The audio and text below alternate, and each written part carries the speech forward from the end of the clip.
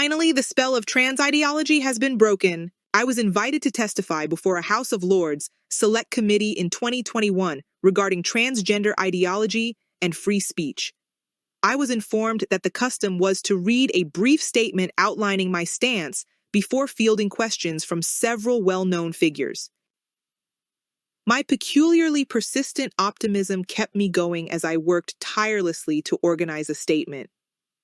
I thought that people would finally realize what was happening to women's spaces, free speech, and most importantly, children, and that this moment would finally lead to a breakthrough.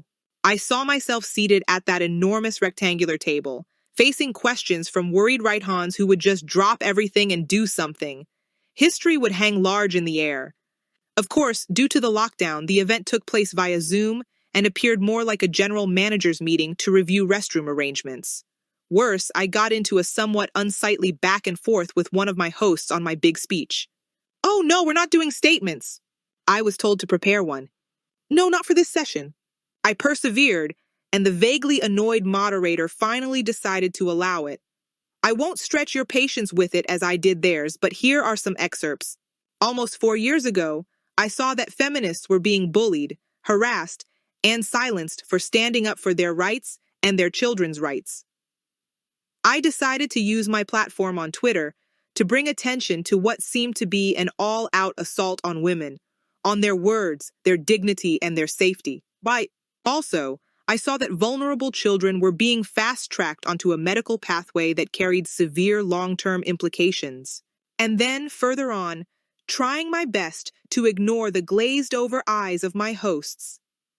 If you believe that J.K. Rowling is transphobic, a woman who has devoted her work and much of her fortune to the vulnerable, the bullied, the forgotten, and the abused, then you are under a spell. If you believe that men can fairly compete against women in their sports, then you are under a spell. If you believe that men will not go to the most extreme lengths to gain access to women and children, then you are under a spell.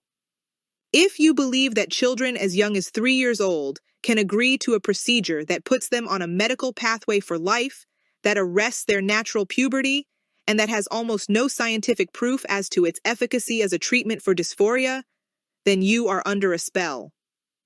It did not have the effect I was expecting. But, what can we do? Was what I had expected to hear. But instead, the assembled knobs looked amused and bored, and quickly changed the subject. I would get used to it soon enough, pointing at the meteorite as it approaches and having everyone look at my finger. As it happened, their interest in scrutinizing my behavior on social media was greater. I don't recall asking many questions on the concerns I had brought up, and most definitely not about the treatment of minors in gender clinics across the nation.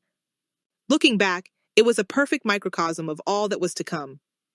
After that, I realized that I might as well have been talking to myself as I sat at my desk, confused. The results of the cast review would not come to the rescue of all those men and women, particularly women, who had lost jobs, opportunities, friends, and family because they dared to expose what is now believed to be the biggest medical scandal in recent memory until 3 years later in 2024. I hesitate to say this aloud because my optimism has suffered greatly since then, but perhaps this time the spell has finally broken. Don't forget to subscribe my channel to get latest any news update.